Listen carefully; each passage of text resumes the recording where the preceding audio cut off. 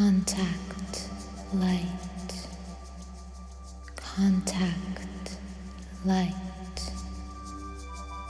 Contact light.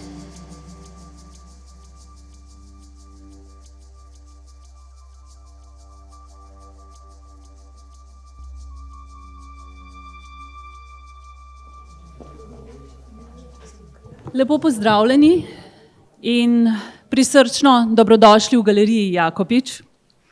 Goedemiddag and hartelijk welkom. Good afternoon and welcome in Jakopič Gallery in the embrace of the visual diary of water, the Ripples exhibition.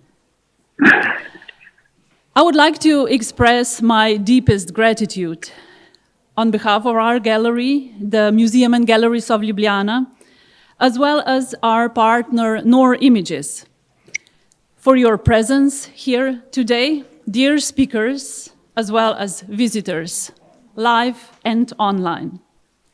Your participation in this event is an essential part of our effort to expand the reflections of water beyond the gallery walls.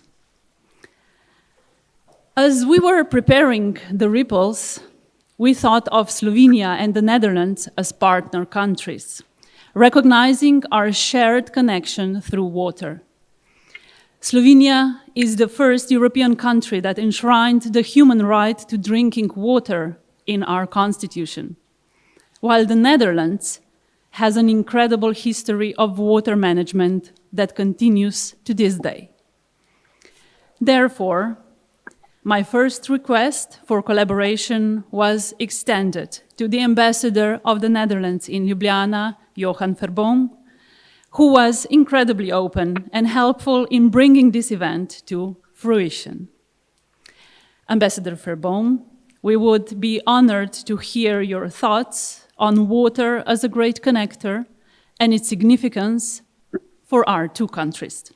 Please, share with us your introduction to today's event.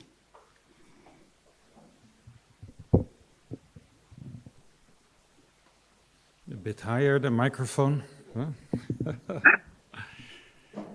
Yeah, it's so nice to be here again at this beautiful place.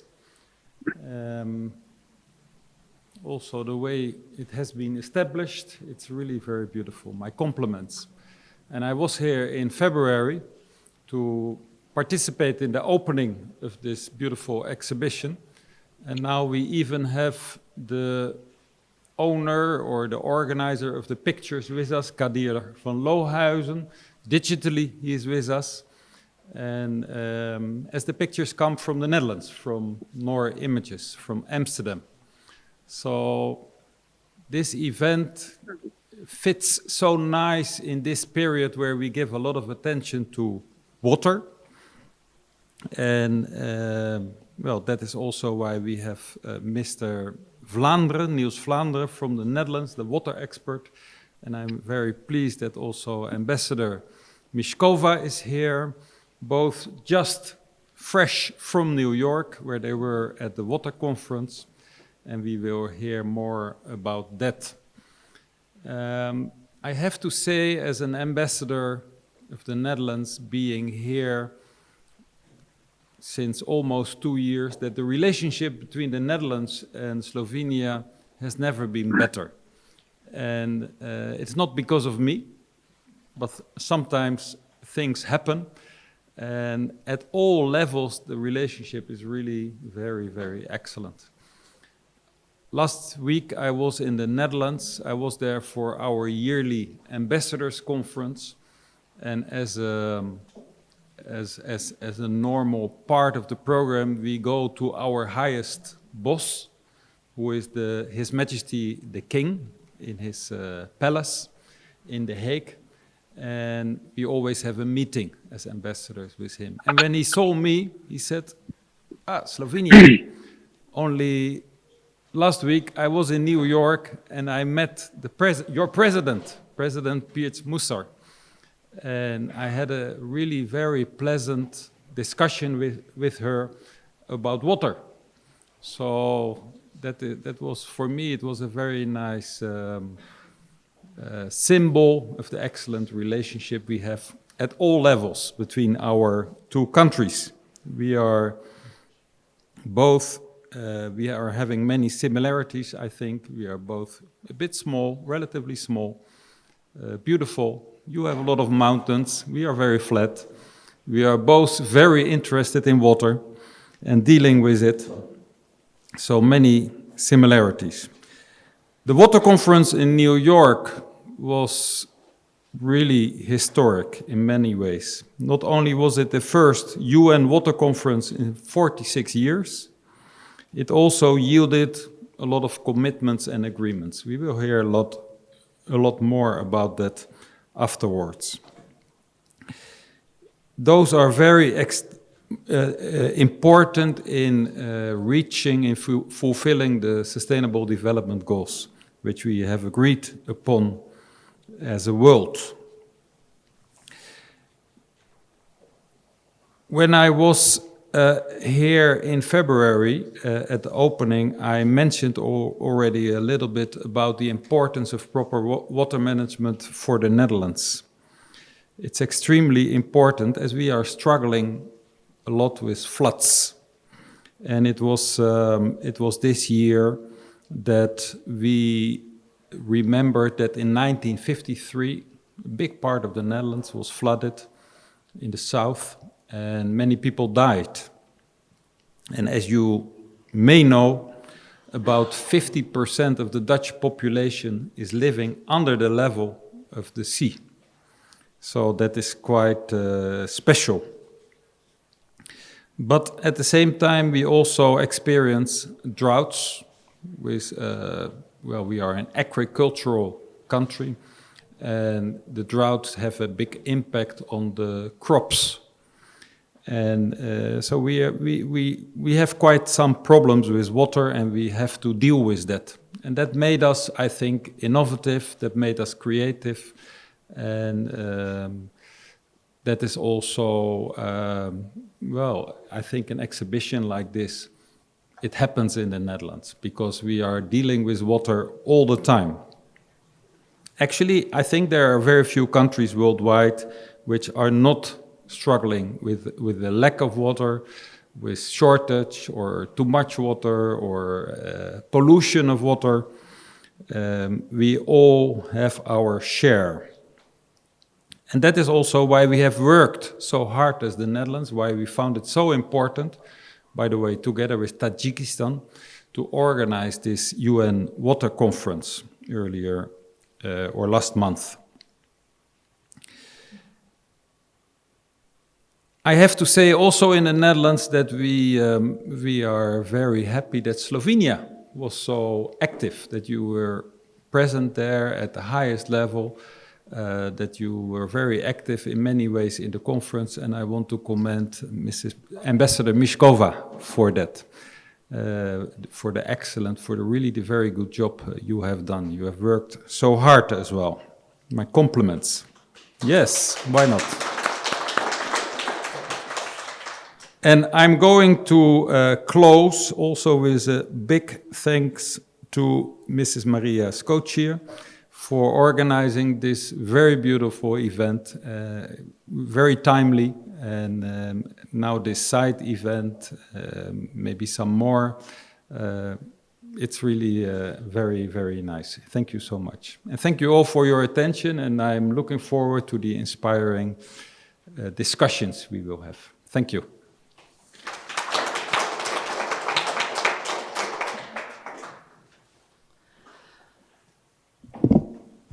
Thank you very much, Ambassador Verboom, for this contribution and for facilitating the connection with our two next esteemed guests. It is my honor to introduce the Coordinator of International Water Affairs at the Dutch Ministry of Infrastructure and Water Management, Niels Vlaanderen, and the Ambassador at Large for Water Diplomacy at the Slovenian Ministry of Foreign and European Affairs, Tanja Miškova.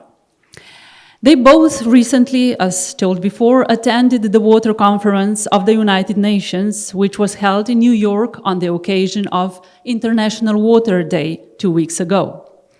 I would like to invite them to shed light on the significance of this conference and its outcomes, which hold immense relevance for every citizen of our planet, both now and for generations to come.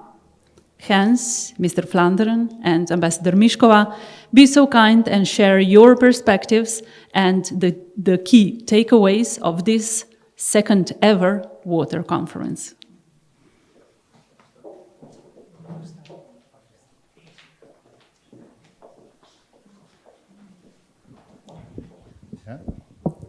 So, let me start by thanking you for inviting me here. I think it's a great honor to be able to have this conversation in this beautiful gallery. And I must say, as working in the ministry, this is something you don't do every day. It's also for me, it's quite special.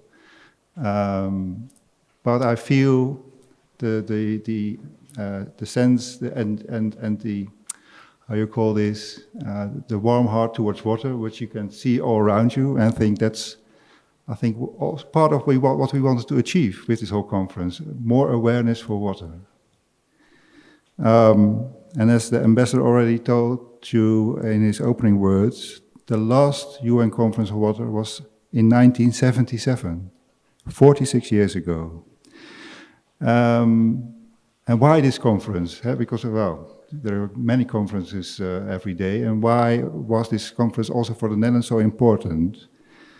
For us, it was important that we feel there is a growing awareness and urgency that is felt in the world because there are all kinds of water problems arising.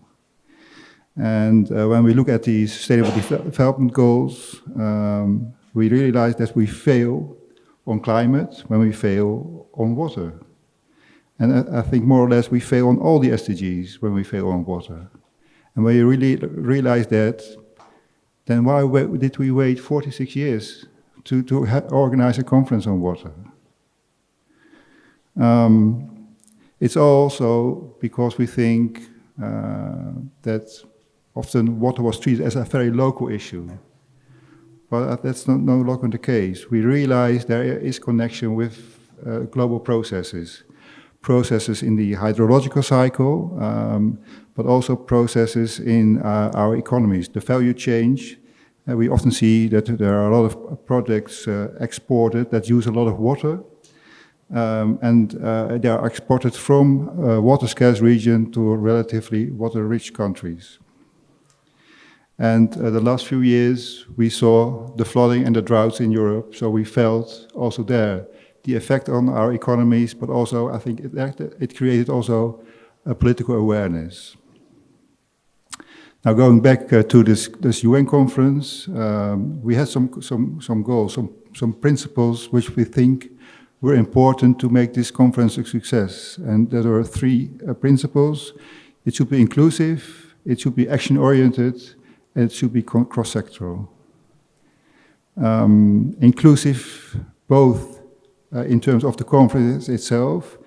It should include a different variety of participants, and not only the representatives from the government, but also the youth, the indigenous groups, all people who have something at stake. But also the outcomes, the commitments should be inclusive.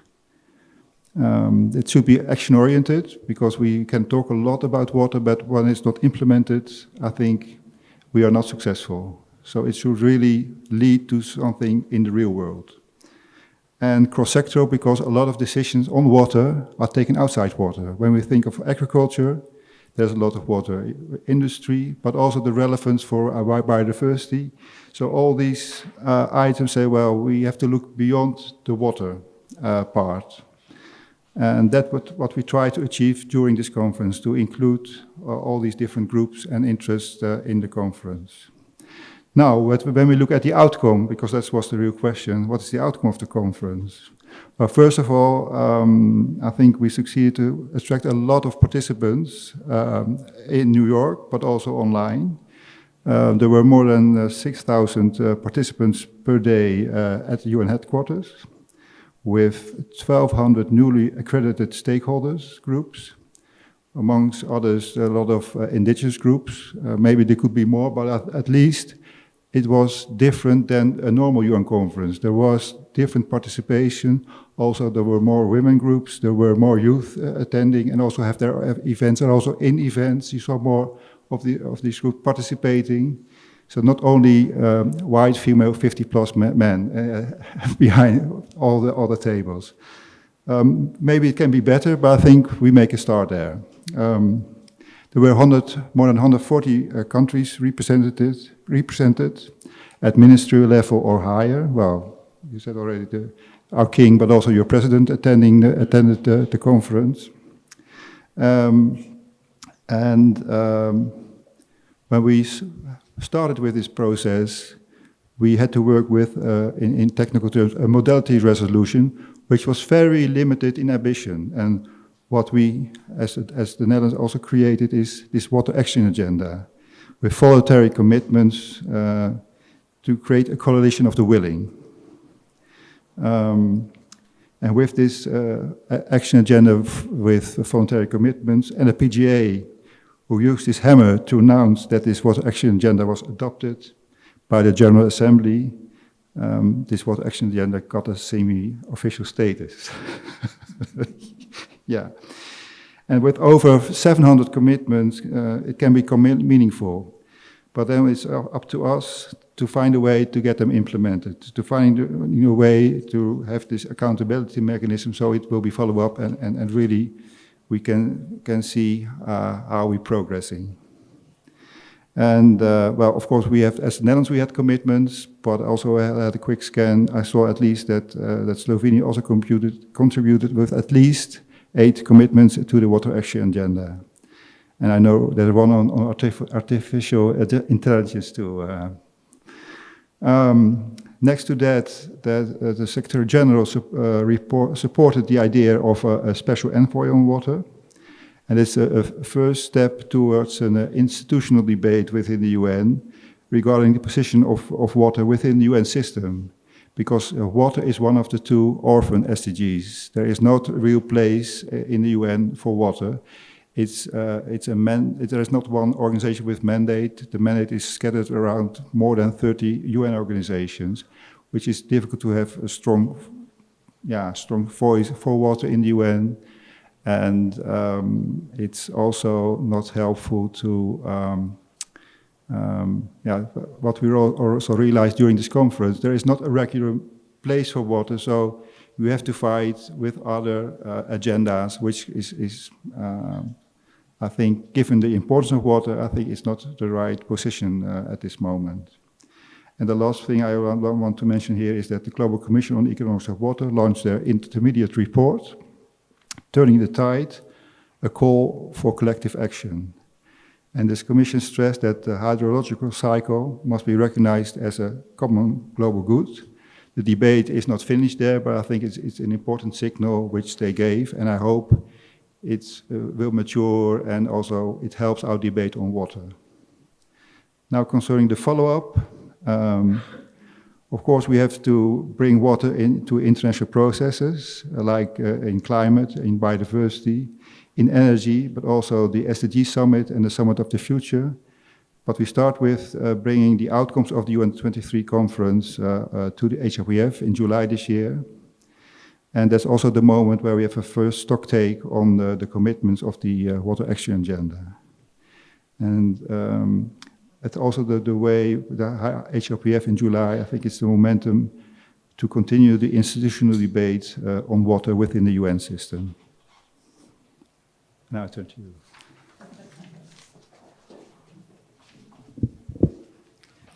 Thank you, Niels, and thank you, Ambassador, for your kind words. Thank you, Maria. It's good to be back at the Ripples exhibition. Let me say, just for the sake of clarity, this conference was not just something that was done in a few months. This was, I think, 3 years. Yeah. Already 5 years ago, but I think. Yeah, but let's say you started as co-chairs working, I think, about 3 years ago, and Slovenia joined pretty much from the start. Because, as you said, this was supposed to be just a very straightforward midterm of the decade, water decade review conference. But there was a group of countries, ambitious countries, among them Slovenia, that said we have to make it count for more, because this is, as you said, the first one in almost 50 years. And as one of the indigenous representatives said at the conference, can you imagine that we are talking about something such a basic human right as the human right to water only every 50 years? So we really try to make this process meaningful and to bring this political will and tangible commitments to the table. So as in any conference, of course, you know, there are people who are happy with the results, there are people who think more could have been done, but following the process from the start, I think a lot was achieved. Of course, there's always more that could have been done. But what definitely, I think, the person who worked the hardest at it was the Dutch co-chair, the Dutch special envoy for international water affairs, Henk Ovink.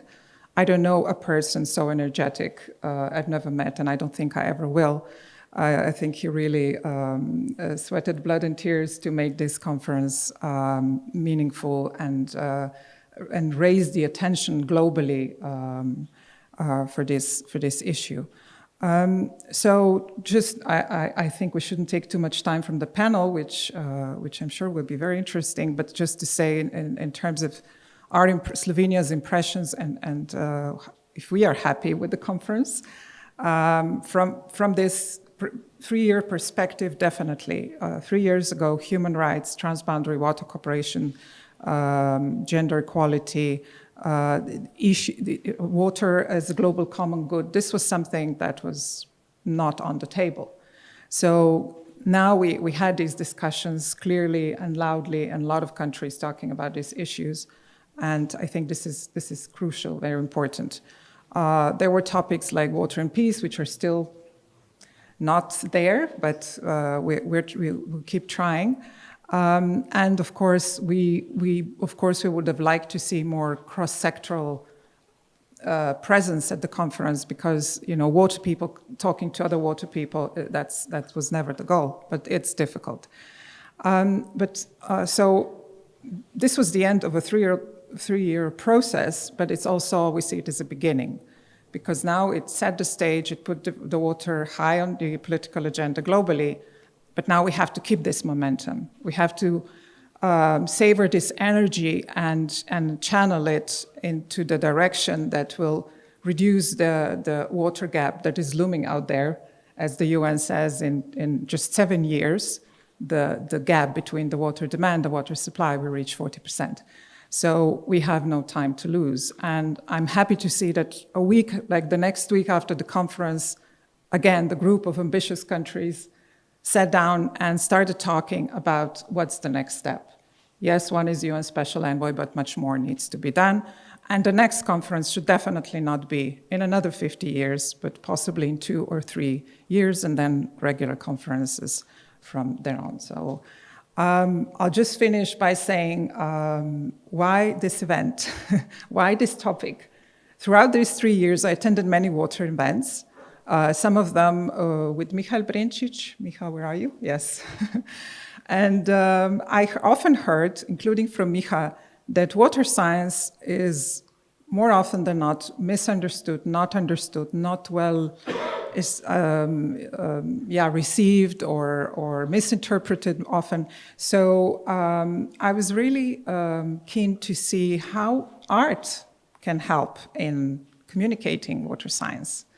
So I'm very curious to hear what our panelists will have to say on this topic, because I think it's very important for us, for decision makers, for the public, to understand what kind of decisions need to be taken for them to be really well-informed and sustainable. Thank you.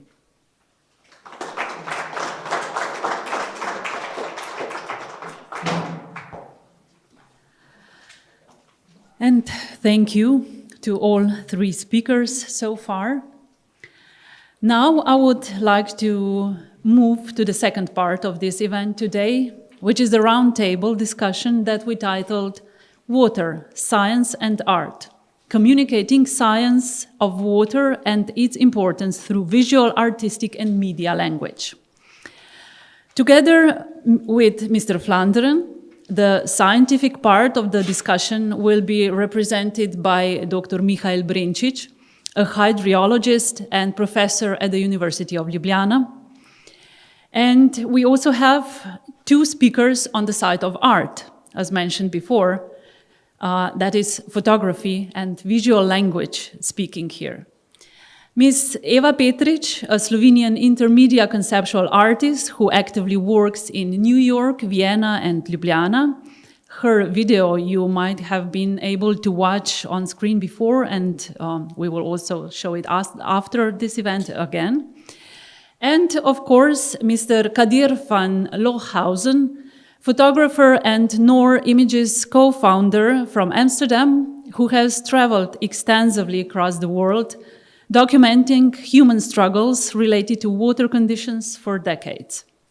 And you can see, of course, several of his photographs presented in this exhibition. Kadir is still extremely busy, I have to say, picturing the consequences of sea level rising, food production, and other burning topics.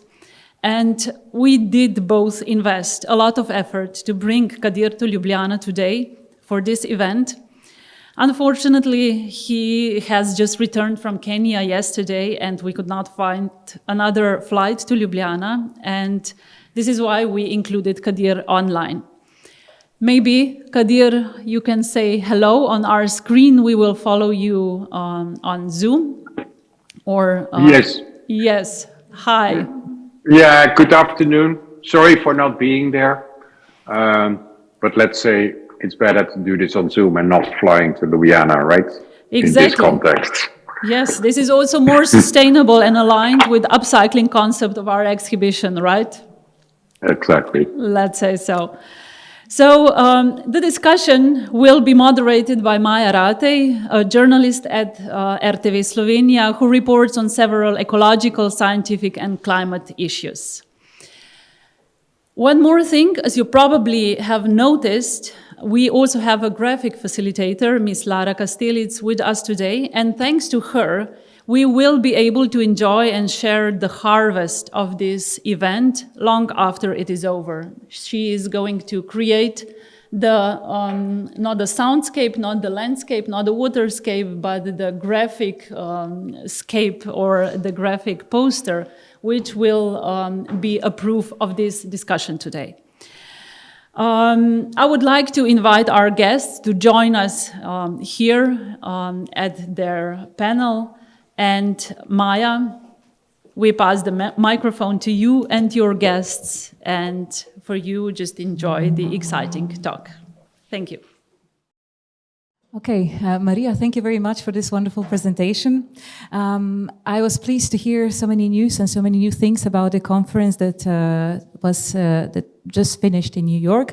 But I would like to start this event, this roundtable, with another event that took place a fortnight ago in Slovenia. Another roundtable exactly on the World Water Day that was joined by professionals in water ecosystems and also professionals in water management that had one final point for the end of that roundtable. That was, they stated the need for better and more transparent communication of water, water science, and water management. And this event is actually perfect to continue that roundtable.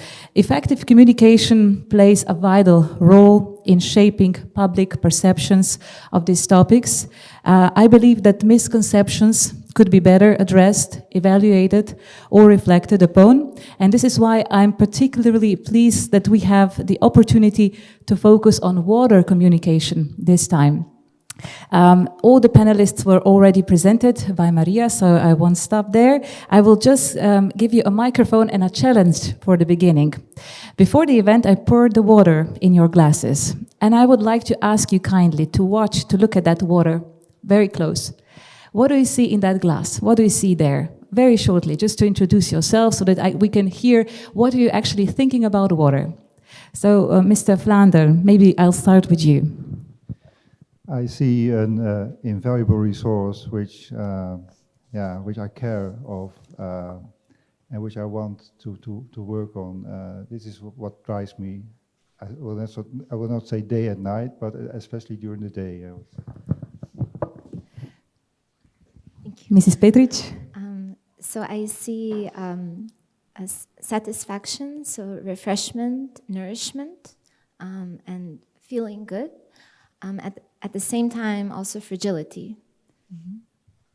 Mr. Brencic? So you're asking me as a professional what I'm seeing in this glass? Yeah, that's a very hard question, I guess. Okay, I can talk about it in about an hour or more. Yeah, I believe not more, not just an hour, a so day, maybe I guess. I will start from my profession. I see inside of this glass groundwater, because it comes from Ljubljana waterwork. And in Ljubljana we are using groundwater for drinking water supply. And this is very precious resource. And maybe you know, we are fighting it about now. We have a lot of discussion now. But in general, water is not only one water. There are many waters. Maybe we will discuss later on. And I'm not seeing in this glass just one water, but I see different levels of water inside. So there is a whole world of water. Yes, it's true. A special world. Yes. And we will touch that hopefully today. And now let's go, if I understood correctly, to Netherlands. Mr. Kadir van Lohausen, you're now in Netherlands. And do you have a glass of water in front of you, maybe?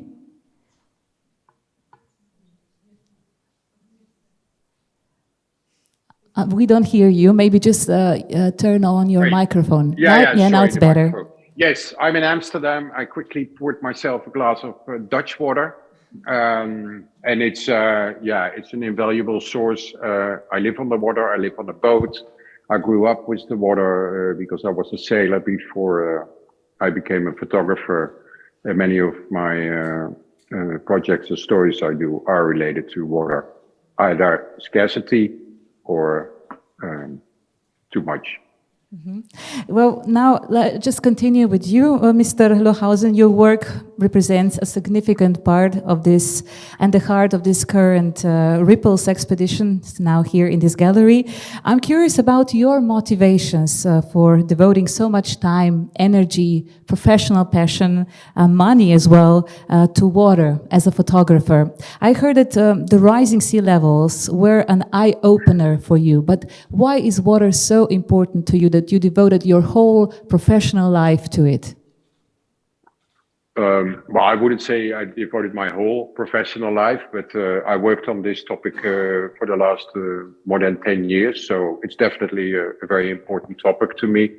And I think, I think first of all, I feel like a journalist. I'm a photographer, less an artist, but whatever way I can communicate and reach an audience, I'm okay with it. But it was referred to already in 1953. We had the big flood in the Netherlands. I was born 10 years later, but it was a major catastrophe for the Netherlands. Almost 1,900 people lost their lives. And since then, we feel safe behind our dunes and dikes.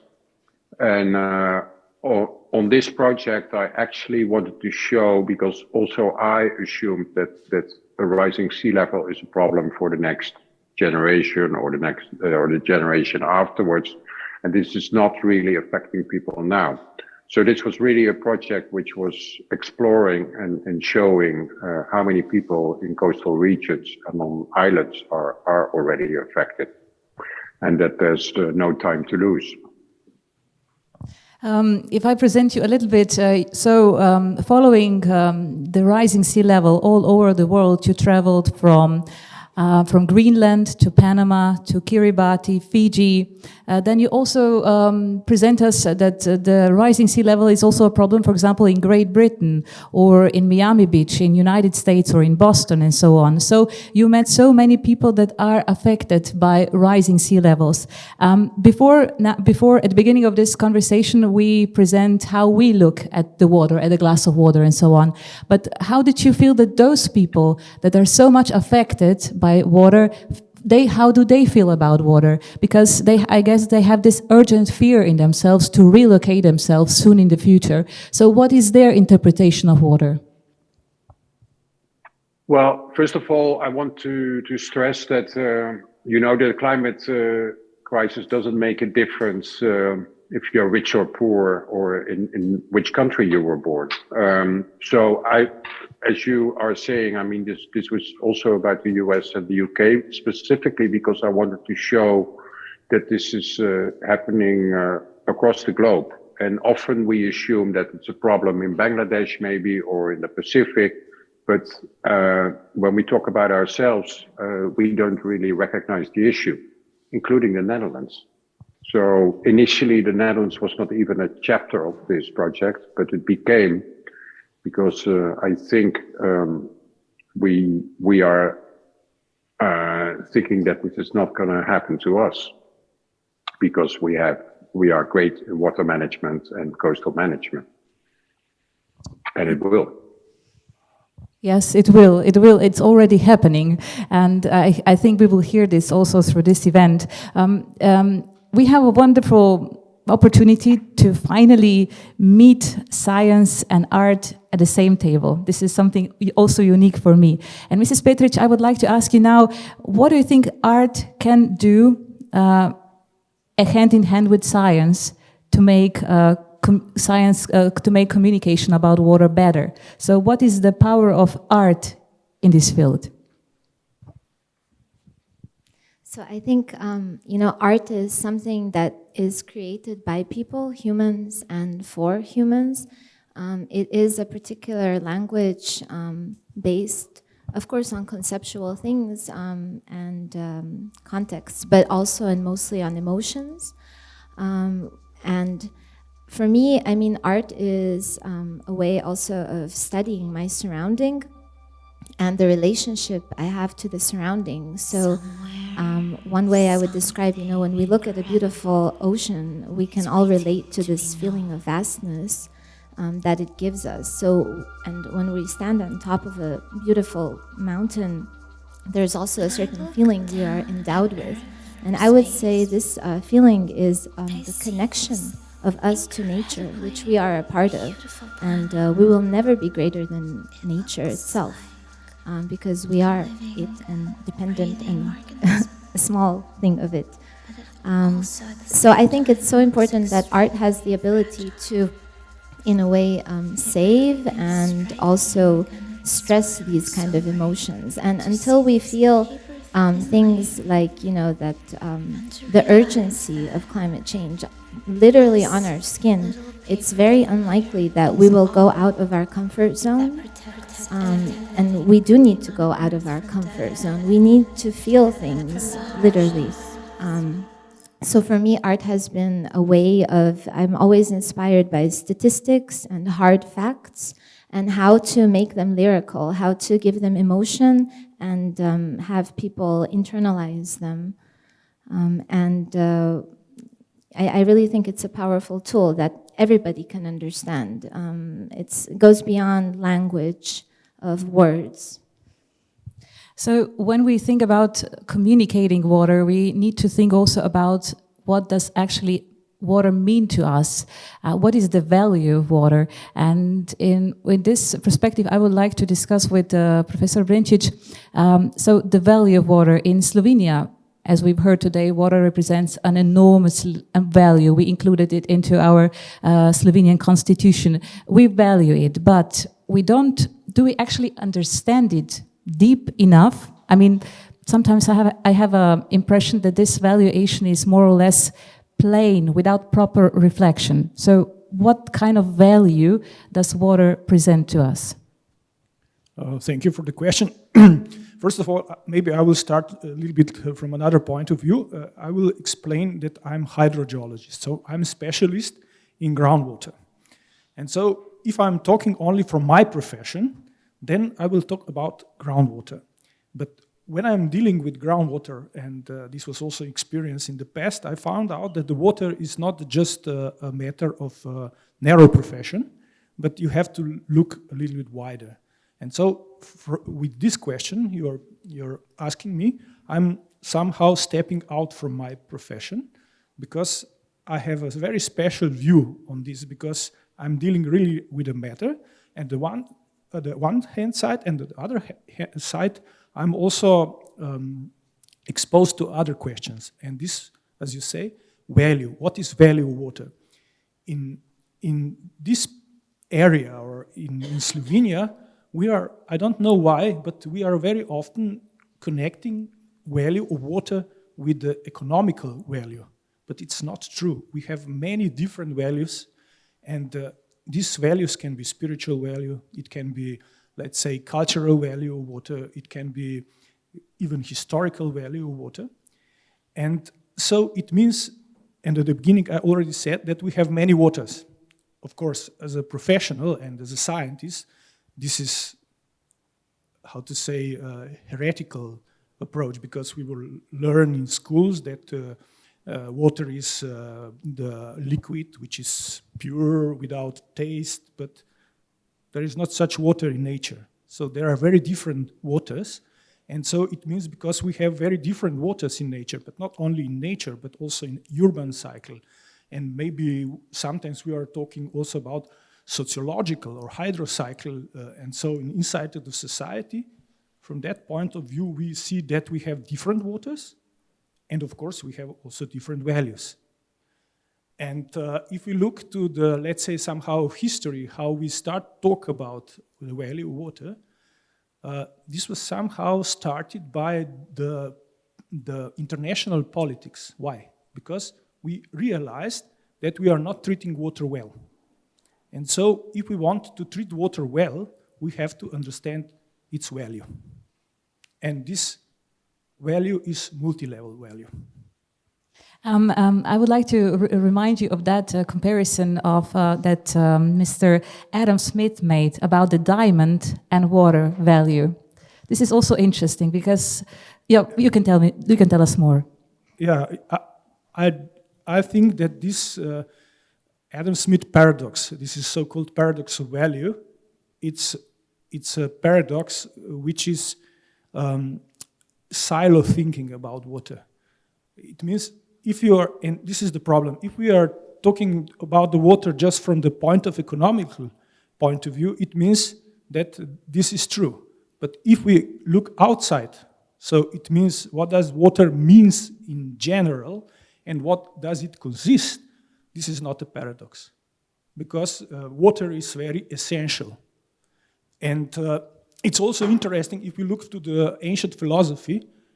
Today we know that, or we are thinking that the water is consisting of 2 atoms of hydrogen and 1 of oxygen, but all other old cultures understood water as an element. And element is something which is very essential. And if you are looking, of course, just from a point of view of economical value to the water, then this is a paradox, but otherwise it is not.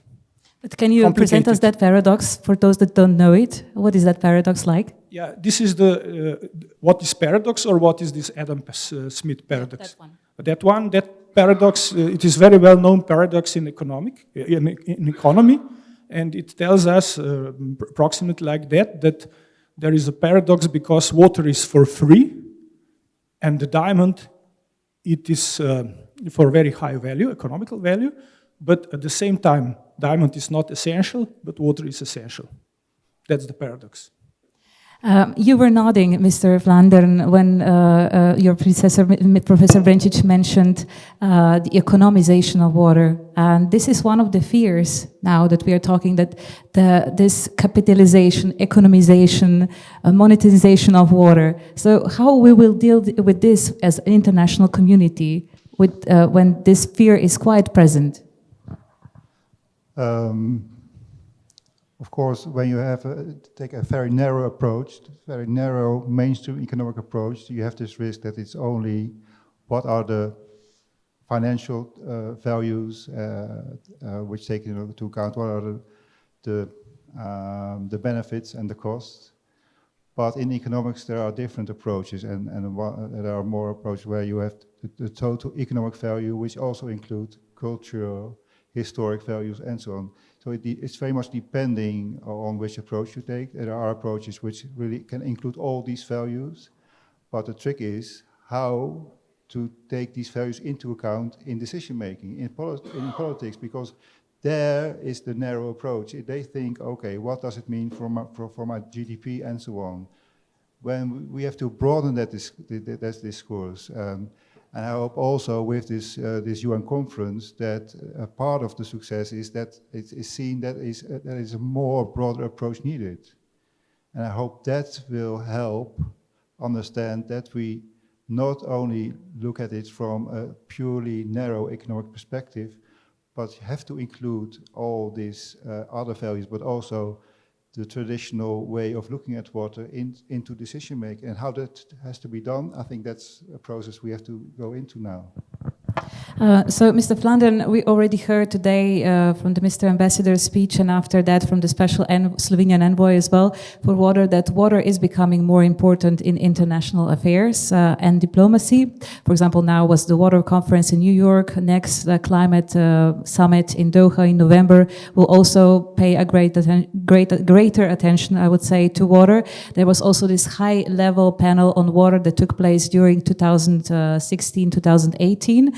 That started with the Bellagio process and then finished with an agenda for water action called Making Every Drop Count. But now this is continued by Value Water Initiative led by Netherlands with a series of international workshops. You also mentioned that we have a special ambassador or envoy for water, Mr. Hank Oving, who is very active, very propulsive and so on. So I would like to ask you why on the level of country you feel so motivated for encouraging the international community into better and active care for water worldwide. You rightly mentioned the high-level panel on water, and these varying water principles were developed there. Also there was this very high-level panel of presidents and minister presidents were part of that panel.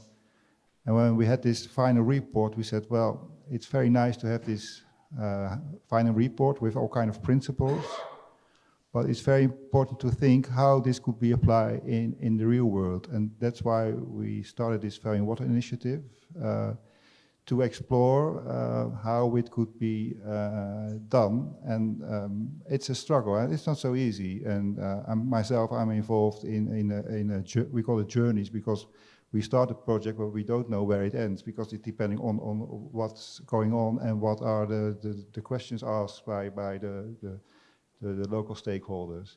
But it's very hard to develop because it's quite complex water. You need national level backing, you need also local stakeholders which have very diverse interests. How to bring them to the table and find a way, given that there is a water problem, because that's the assumption, how find a way that they can agree on a more sustainable solution, because that's the frame. It's sustainable development framework where you say, well, we need a sustainable solution, but also make economic development possible, and depending on the local process. And well, of course, we had 3 years of COVID, but it's a very slow process, we realize. But we still strongly believe in it. So it's too early to see how the success can be made of it. But I think it's very insightful to learn about these processes and what we have to change. And I hope in 1 or 2 years we can really share the results with the rest of the world. In this field of water communication, there was several times today also stated that other players should be joined as well, not just politicians, not just people from diplomacy, but also scientists, also artists. Mr. Brincic, who should be joined in this field of area of water communication? Who should join so that this communication will be as effective as possible? Yeah, answer is very simple. We all people, because water is so essential, and so we need to know about water. We have to participate in water. And I will just remind you what happened last year in Slovenia. We have a referendum about water. Of course, it was started by politics and political problems, but it's not only my opinion. We really change attitude to water, because I don't know, it was 85% or 87% of voters attended this referendum. And this referendum somehow deeply changed our perception about water. It was interesting, and I think that we still don't understand in fully what happens with this. But water is a problem of all of us. And so we have to communicate. We must communicate in schools, we have to communicate in civil society, in profession. And what is, of course, this is a complex question, but how to communicate? We have to communicate cross-sectorally, and we also need to find somehow a common language, but not only common language which we will understand each other, but at the same time this language should be several languages about water, because the perception of water is different in different communities. It is also in our society, and also in other societies. So it means that this is really a question for all. Of course, there is a professional point of view, there is a professional experience, there is also scientific experience. And it means that scientists and professionals must somehow investigate or invent a language with which they will be able to transfer their knowledge to all of us, all around. And at the same time, wider audience, or we have to learn more about water. Because it is very somehow a paradoxical situation that because water is so essential, we have an impression that we know that, or everybody knows everything about water. But it's not true, because water is so complex. So it means that really this communication should be multi-level, or somehow at different educational levels, different political levels, and so on and so on. So put it in the textbooks, in the curriculum in schools, in museums, and then of course in the media, and of course in art. Mrs. Petric, I would like to ask you now about the way you do art about water. Is it more about your initiative, that this initiative arises in yourself? Or do you have any let's say, clients that invite you to do this for them? Any public agencies, any initiatives that come to you? So how does this process go? Well, it started just by my own initiative, and I think it has to do with how I grew up. So I come from one of the most, if not the most beautiful country in the world, I think Slovenia, where we have amazing water. And we take it for granted, definitely. At the same time, as a baby, I went to Africa, to Ethiopia, where my parents stayed for 2 years, and I began first grade in Delhi, in India. And there, I, as a child, could only brush my teeth with boiled water. So I think it's something that, I felt on my own skin, how different, lives we can have. And so this wish to combine the hard facts and science, which, in medicine gives us a kind of beginning and end of a situation, and how to try to expand these borders and internalize them, have people feel them and relate to them and care about them.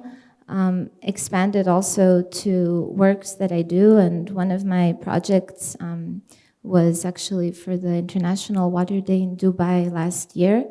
And I took the statistics, Worldometer, which is, combining all the different statistics. But the main joining element of these was water and how water is affected by not just one thing, but basically our human presence on this planet put all together globally. After having worked on more projects, of course, then people find out about these projects, and then you're contacted by other people. But otherwise, it began as an internal wish, and that's why also I think one has to have this internal wish to make good works, because you have to feel it and care about it genuinely. Otherwise, it's not. It's better to express in a different way than the arts. Before that, it was mentioned that it's very hard to actually define the proper way of communicating. I often report about science, and then I also ask myself, I mean, how to get to those groups and people that are not persuaded yet? Because what we are doing, we are persuading those that are already persuaded. It's in a way a tribalism. For example, if we choose to report with numbers, with statistics, we report to people that understand and value statistics and so on. And those people, by default, will, I guess, trust science and so on. But how to get the other groups that are on the other side, and how to avoid this kind of tribalism? This is now a question, maybe for Mr. Brencic, and also for Lohozen, Kadir van Lohozen. Maybe you can also give us your thoughts. What do you think about that? So, how to persuade those people that are not persuaded yet? Well, maybe by the work I do, because in general I work for big media, so I work for the New York Times or for Stern or for the Washington Post. So my aim is to reach an audience as big as possible. And if I talk about my own project, I really feel an urgency that this needs to be communicated, because somehow, if we talk about the climate crisis and what's happening, we always assume that it's not going to be as bad. So it's only that very recently in the latest IPCC report of the International Climate Panel that they actually looked at the worst case scenario, which we didn't do before. And if we look at the worst case scenario, it doesn't look good. And we all know that we have to we have to stabilize the temperature at maximum 1.5 degrees. That's not the way we act. It's still rising. And also for the Netherlands, it means that if nothing happens and the temperatures still go up, it means that the sea level could rise by 2 meters or even 3 meters by the end of the century. That's something that a kid which is born today will experience. And somehow politicians don't want to act. Because if you have to lay out what really needs to happen and what the Netherlands needs to do, how dikes needs to be enforced or that people have to relocate, as a political party, you will never win the elections anymore. So I think there's a problem here, and it's actually countries which we often think that, people often ask me, it must have been very depressing to work in Bangladesh. It was not, because people have the ability still to adapt. They're not waiting for their government, and if it's necessary, they will move, and they will move again, or they will relocate themselves. I was in Kiribati, which is one of the island nations in the Pacific. That country is not higher than 1.5, 2 meters above sea level. That country will cease to exist, as there are a number of countries which will cease to exist. Where do the people go? What happens to their culture? What will happen to their language? It's still not in any UN manifest that you can be granted asylum for climate reasons. So it's really an urge that we also have a responsibility as the rich part of the world, which was addressed at the latest climate conference just now, that countries which are suffering the most because of us in the West needs to be getting support and needs to be compensated. It's finally addressed, but there's still no real agreement what that means in practice and how much would be paid. So, you know, I mean, I use all means. So I work in the media. I did a television series. I made a book. It's an exhibition which travels, and I'm writing a children's book now about the consequences of a rising sea level. Difficult, because how do you make sure that the kids who read it and see the images are not getting collectively depressed? But, you know, my hope is in a new generation, because I think there is a much more an awareness. My generation, our generation. Forget it. You trust, you give a lot of trust to younger generation, don't you? Because once I heard your presentation, and then you mentioned that you gave a lot of talks in the exhibitions, for example, in Amsterdam, when you had an exhibition, and you were joined by many school groups, and that you were surprised how much do these children actually know about water problems, about our faith, about water and destiny, what is coming on, and that you actually are worried about the older generation, so those that are taking decisions right now. And this question, maybe sometimes as a journalist, I follow these summits, COPs and so on, and I'm sometimes so disappointed by the lame, not such strong message at the end of it. There are so many conclusions, but they're not really full of energy, full of trust that they will do something. Have you ever been invited by any such organizers of such events on a global political or diplomatic level to share your thoughts, to share your photos, to share your material that is much more persuasive than just core statements on the paper? Yeah, I do quite a lot of talks, also for big multinationals, because, you know, that how do they change their attitude and become more sustainable? Because, you know, I mean, we need to act, but, you know, I was often wondering, how is it possible that we have all this knowledge and we're not actually acting accordingly? And I think we probably all grew up with the message from that you had the knowledge that you probably would have a better life than your parents. And your parents were having a better life than their parents. So this is the first time, I think, that there is a generation now growing up which will have to do a step back, and that you might not have a better life than your parents. And I think that's what we have to realize. We have to get out of our comfort zone. Because, you know, I mean, we owe it to our next generation to that they inherit a planet which is still livable. And it's possible, we can do it, but we have to act, you know, and slowly it's happening. I'm very glad that this water conference was so successful. I'm very happy for Henk Oving as well, because we collaborated a lot together. I learned a lot from him. So finally, something is happening, but it's not 2 minutes before 12. It's 5 minutes past 12. Yeah, that's the time. Now we are also rushed by the time here. Mr. Brencic, I would also ask you about this tribalism, in a way, sometimes persuading the persuaded one, not reaching those that should be reached. I don't know how to do this, but I think that we have to communicate, and we have to be persistent in this communication.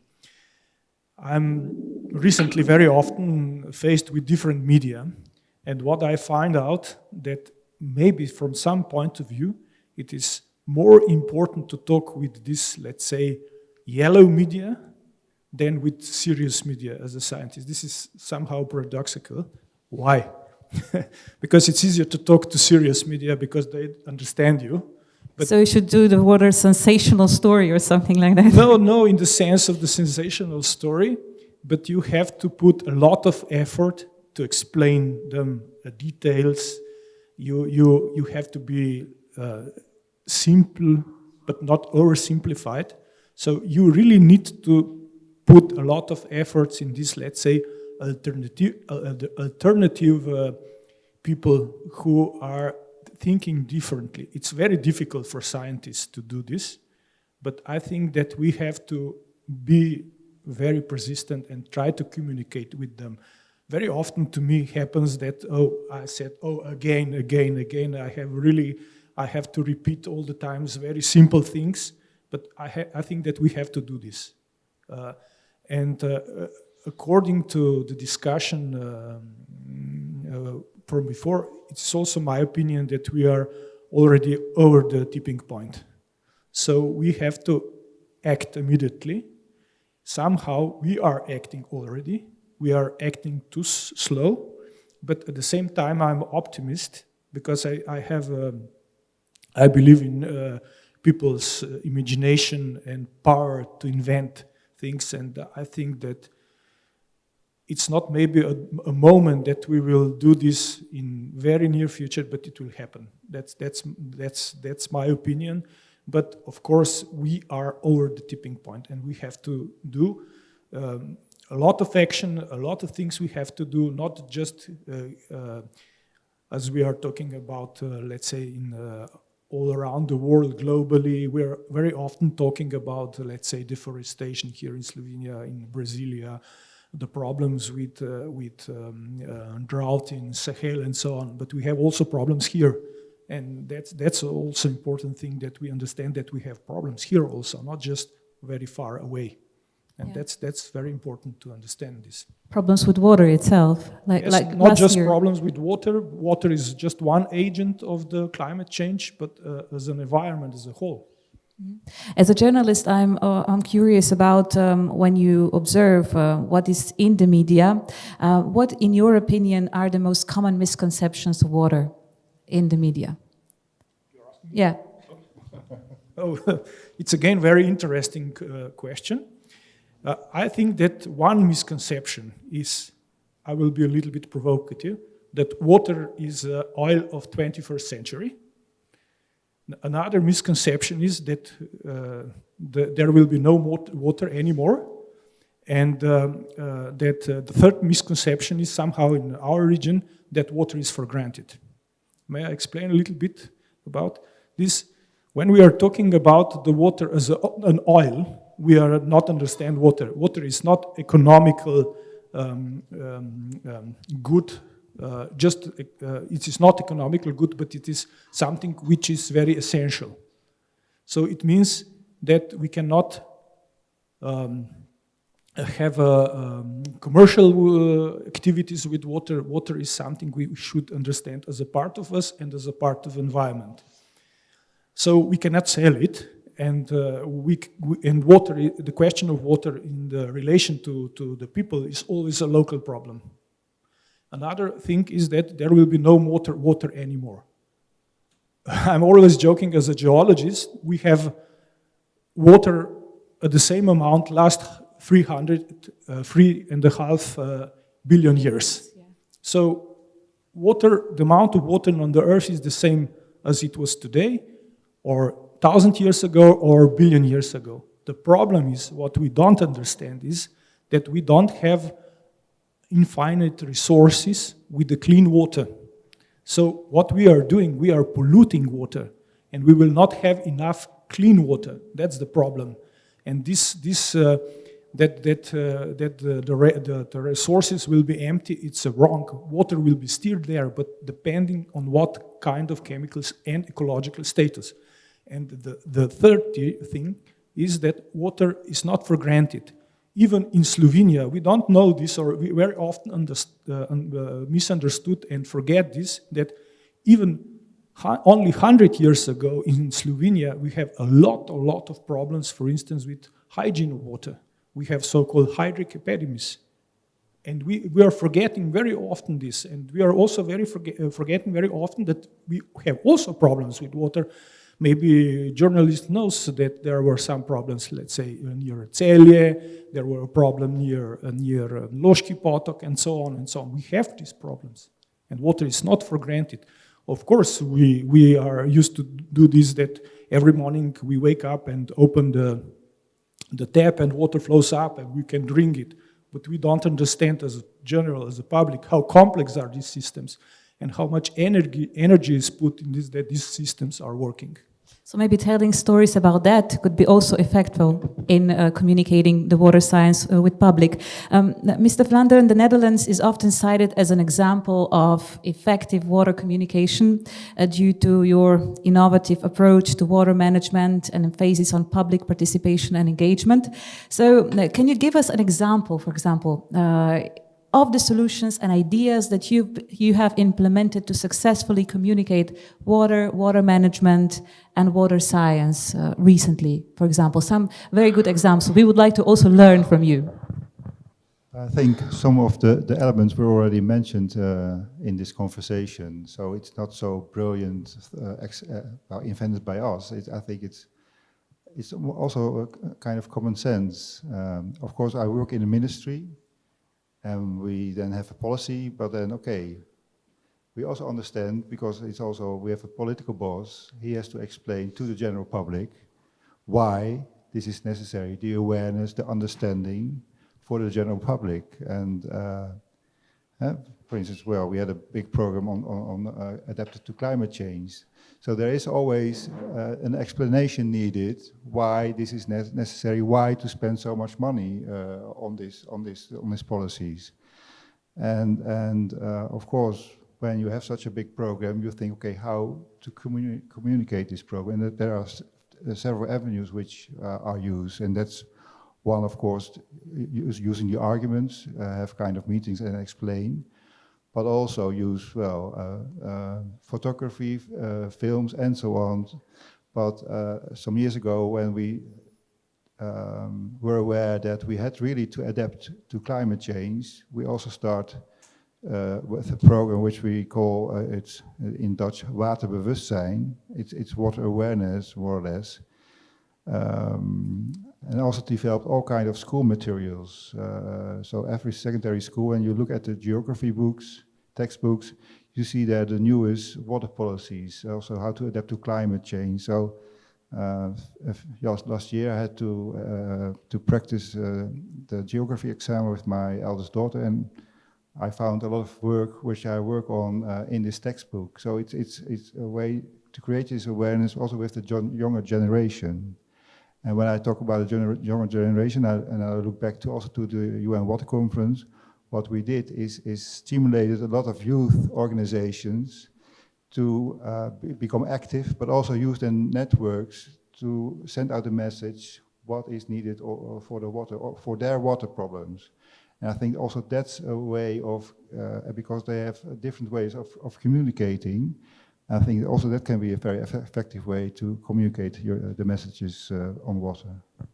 And how did you manage to, with all your water management, to maybe unify communities in Netherlands, or to maybe highlight some crucial topics and promote public engagement in, for example, in knowing and realizing how important water is, and how to adapt to steps that government will take to do all this water management there?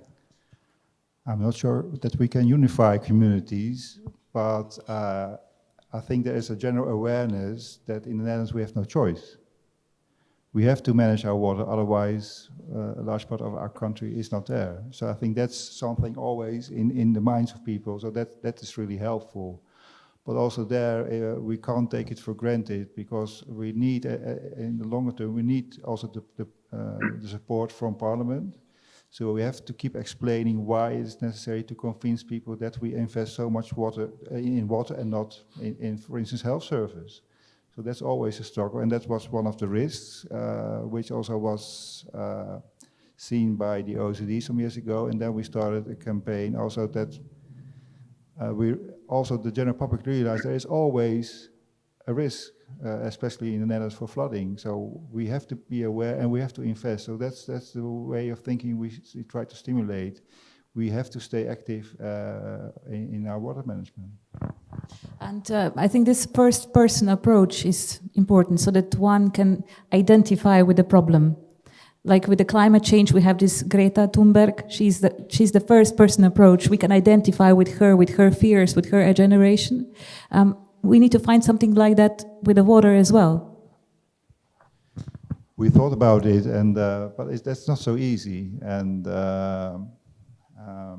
also it's not so easy for water.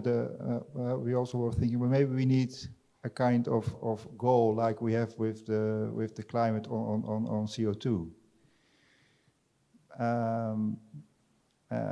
But water is a complex issue with several aspects which is not easy to fit in one easily to recognize aspect, but also does one person do the trick? I'm not convinced. Of course, it's a strong voice Ms. Thunberg has, but I think it's more needed to that. It should be backed by really a change in the minds. And now I would like to also hear some good examples of visually telling the stories of water. And this is the challenge for Mrs. Petric and Mr. Van Lohausen. Maybe can you share with us some of that good examples of visually communicating water?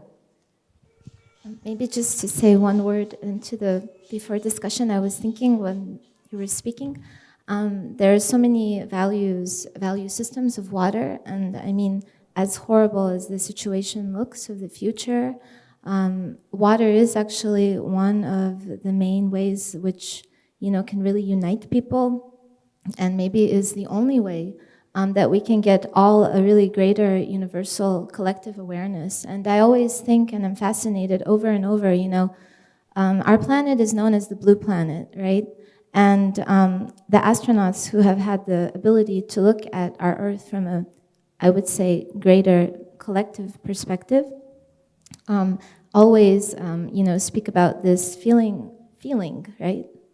Not some kind of fact, but a feeling they have. And that's what stays with them, and that's what they bring back to us humans. This feeling of, at the same time, being so humble and small, and this amazement, this being in awe. And I've often, you know, had as my kind of wish to try to, how to capture that, how to reproduce that feeling through the art in children, in the future generation, and in also the general public, because with the general public's, you know, okay of things, it's much easier to pass laws. You don't even have to pass the laws then, right? It's like a collective wish for things to change. So how could we do that? And honestly, I believe that this problematic with water, because water is the one thing that is all over the world. Not just that, it's also in our planet, in our bodies. It goes inside our bodies, outside our bodies. It's the complete connection with the environment. Can do this. So I'm constantly, to answer your question now, trying to think of how to, you know, take this feeling that these astronauts talk about, because as we are evolving as a species technologically, scientifically, we also have to always evolve emotionally and our conscious, and you know, we're becoming much more dependent, more interconnected because of the way economic policies are. We saw Corona, how we are all dependent on each other, also with technology. So we have to also develop and use this collective perspective, not just a bird's eye perspective, but like, I don't know how I would call it, an international space station perspective, maybe. I remember when you were, I mean, you mentioned astronauts, and this was really, really a strong message that Carl Sagan sent us decades ago with his metaphor of pale blue dot. You remember that? When he first, we first got the image from Voyager, traveling far away, millions of kilometers away from Earth, and then for the last time the Voyager turned back, and the last photo he did was this tiny, it was this, I don't know, the fraction of space, and there was this tiny, tiny pale blue dot, and it was blue. It was because of the water, and he said, "Look at this, look at that. That's us. That's we. That's all the problems. Everything, it's on that pale blue dot. It's very, very tiny in the space. It's nothing. It's actually like a bubble. And yeah, it's from the space we can actually realize from the above. But I would like now to go to Kadir van Lohuizen. What about your cases, your examples of the stories of water, of visual communicating of water that was very persuasive, in your opinion, that was good?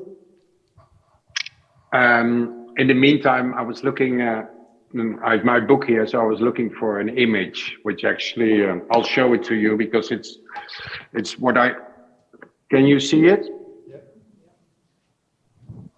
Yes, we see it, yes. I don't know how, because, so it's kids playing soccer on the beach, right? Where is that? Where is that? This is in Kiribati, the island state I was talking about. So what I'm looking at, at first, to be honest, I initially overlooked this image myself when I was editing. So, because it just looks like a very normal picture, right? Happy kids playing soccer on the beach. Then you realize that there are all these sandbags, and those sandbags are there all the time because that's the only way that people can protect their island. So it has like a second layer for me because it's like what initially looks like a very harmless picture. If you look better, you suddenly realize that there's a story behind this, and that the kids are adapting, but they have no choice to adapt. So they still play soccer, but the decor is that they are losing their land. So I'll show you one more. Looks, what's happening here, right? And where is that? Where is that? That's more common to us. It's Miami Beach. And it just looks like there's some water in the street, and there is.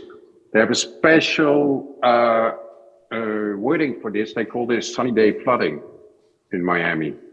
So it means that the streets are flooding, but the sun is out and the sky is blue. So what actually happens is that this is spring tide in Miami Beach, and the seawater comes up through the drainage. So that, for me, hopefully those images have an impact if you understand the second layer and how it's actually, well, first of all, happening now and how it's impacting. And Miami Beach is a lot richer than Kiribati, but they are affected just as well. The only difference is that in Miami Beach now they have placed 600 pumps because it doesn't look good, water industry, but it doesn't solve the problem. Kadir, can you maybe look for that image from eastern part of Great Britain, where the road ended suddenly? That it was I don't know, destroyed by the sea. That is. Do you possibly have that one? Because, for my opinion, that was really also very, very persuasive one. There was a road all along the coast. I can explain it because I can't find it as quick as is needed. But it's the east coast of England. It's north of Hull. Coast is eroding. Nothing special about erosion because it's a natural phenomenon. But due to a sea level rise, sea currents are changing as well, and it makes it now into the fastest eroding coast in Europe. Actually, they are losing 2 to 3 meters per year. So I photographed there, I think it's 7 years ago. The coastal road disappeared the year before, and all the communities I photographed there actually 7 years ago, they don't exist anymore. They were eaten by the sea. So, it's impactful because many of the places I have photographed in 30, 50 years will not be there anymore. So, in that sense, it's almost like visual proof. that this is for real. And I think the problem now is often political parties who are coming up, populist parties, they are successful because they have a message, don't worry, the climate crisis, it's all fake, it's all going to be okay. And that obviously appeals to many people. Why do you think your photos are so emotionally strong? Why are they so persuasive to people that first encounter on them? You can't ask that to the author. I mean, what can I say? I mean, obviously, I spend time, right? I'm not a news photographer, so this project was really time consuming. And I understand, you know, a photographer works with light. You know, I know when the beautiful light is in the day. This was for the first time, my manual was not the light, my manual was a tide table. I knew exactly when it was high tide, spring tide, anywhere I was going. And I would be timing my visits regarding that, because if it gets flooded already today at spring tide happens once or twice a month, right? It's extra high tide. You can only imagine what it means if the sea level would rise another meter or 2 meters or even more. And that's also the message, you know, it's not a question if the sea level will rise 1 or 2 or 3 meters. The question is when. But that it will rise, and that in the end of the day, the Netherlands will not exist anymore. Whether this is in 200 years or in 500 years is just a fact. Before you mentioned that you are right now writing a story for children, for a children's book. It's about water, and how will it end? That's the problem, right? Can we find a happy ending? And it's a combination of images, obviously, and my text. But I'm struggling with that, you know, I mean, but as I said, you know, I think as you mentioned it earlier, I had a lot of school classes during my exhibition, and I was touring them around my exhibition. I was amazed by how much knowledge even kids of 8 years old have. They know much better than their parents often. So that is, yeah, I think in that sense, I should not be too afraid of that the children's book will be too depressing, but I'm struggling with a happy ending, which is probably not there. Yeah, we also agree with the happy ending. Just stick with that. Okay, now to somehow conclude this roundtable, Mr. Brencic, another question for you. In one of your presentations, you mentioned the need for the transdisciplinary approach to water. You called it socio-hydrology or hydrosociology. And my question is, water became quite politically and socially sensitive topic during the recent years. Water got in the center of social interest and conflicts. It is the most important source we have. What are the key challenges in communicating the science of water to the public from this perspective?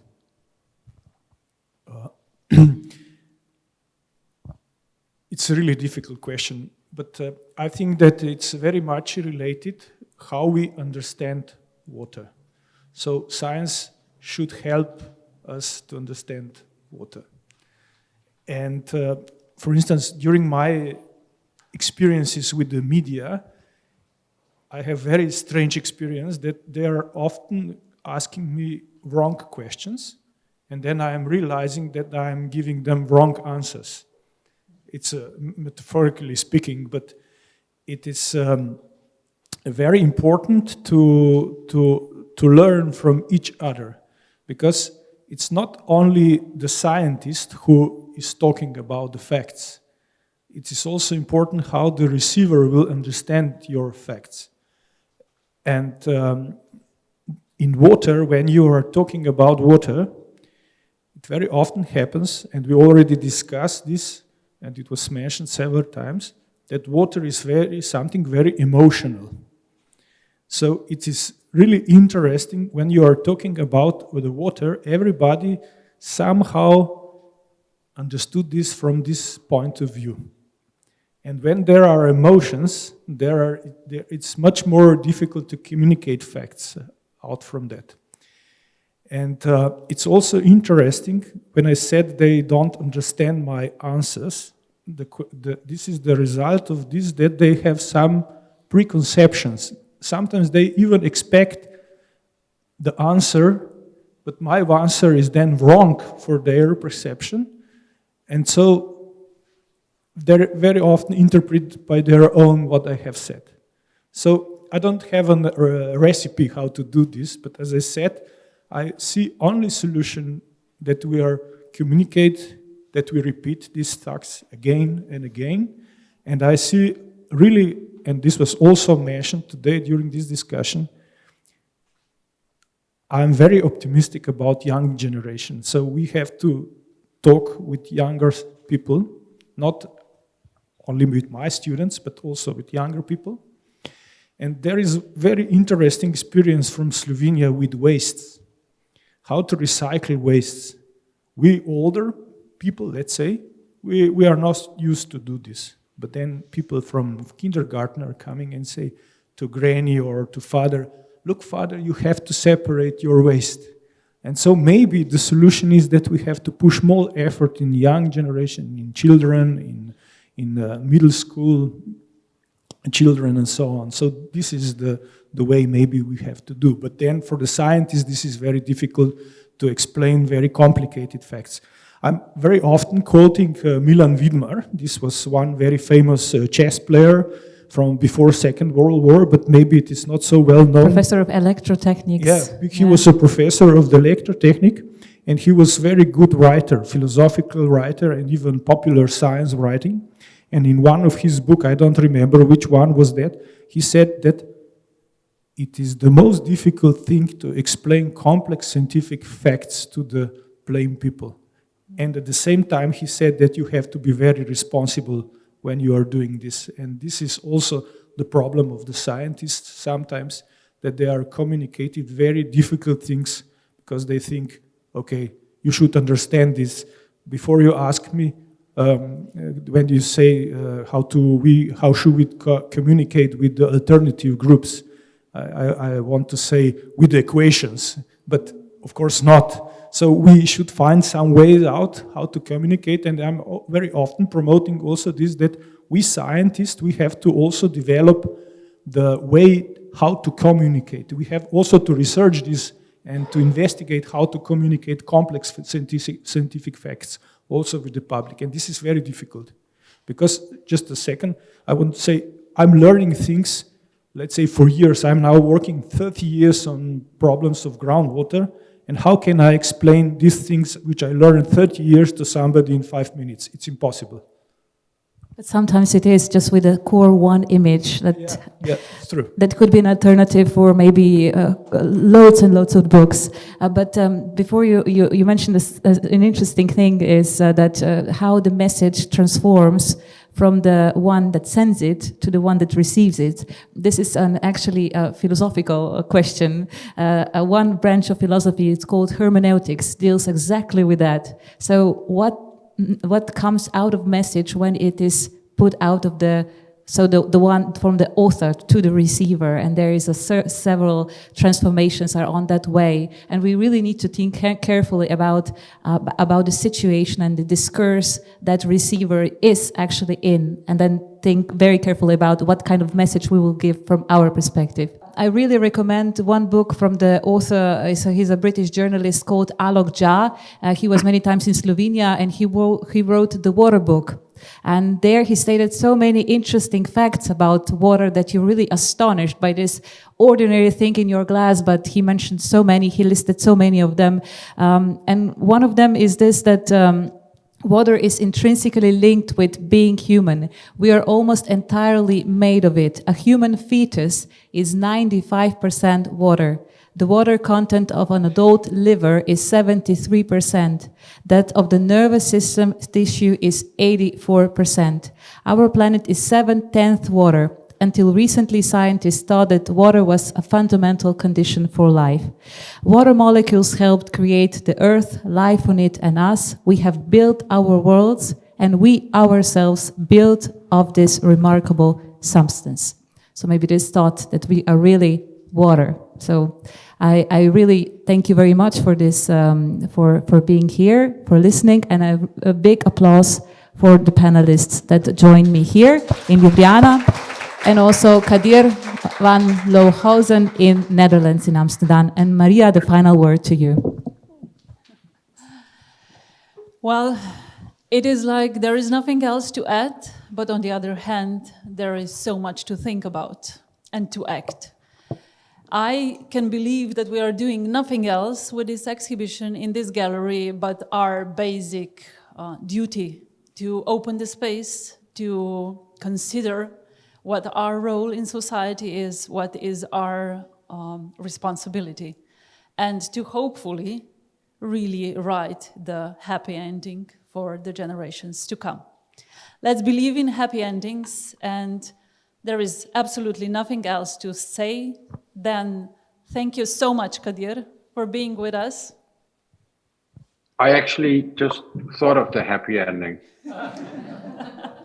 Well done, well done. I hope we inspired Can you. I say it? I'll say it in 2 sentences, because there's actually nothing strange that the sea level is rising. It's nothing strange that it's low. I mean, it has been even lower. It has been as low as 120 meters. It has been as high as 7 meters. So there's nothing new about it. The problem is only that it happens in 2 generations now, and that we lost our ability to adapt. But, you know, it's not, we can adapt. You know, the problem in the Netherlands is that we might have to learn German. But that's all, right? And then hopefully we're welcome at our neighbors. Dank je wel, Kadir. Dank je wel. Graag gedaan. Dankeschön. Gevala. You have to learn Gevala. That's a little bit difficult for a Dutchman. We can come to Slovenia. I heard it's a beautiful country and you're pretty high. Let's hope so. Let's sea, hope right? for that happy ending as well sometime. We only a few million. Yes. Thank you, Kadir. Thank you, Maya. Thank you, Eva. Thank you, Dr. Brencic. Dank u wel, meneer Vlaanderen. And last, but absolutely not the least, maybe most important, thank you so much, Ambassador Miškova, for being with me in this process. And thank you so much, Ambassador Verboom, for initiating, for having your heart open for our suggestions, for what we were searching for, and to make this everything possible. And thank you everyone who contributed to this complex technical hybrid event, but we did it. And we do have, I think, very good outcomes of this event. Thank you so much.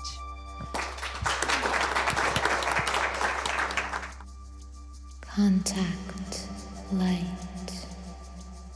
Contact light. Contact light.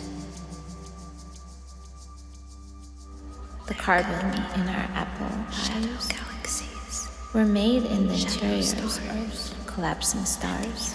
Shadow people. We are made of star stuff. There could be shadow galaxies. Look again at that dot. Shadow stars. That's here. Shadow. That's home. That's us. Shadow. On it, everyone you love, everyone you know, everyone you ever heard of, every human being who ever was, lived out their lives.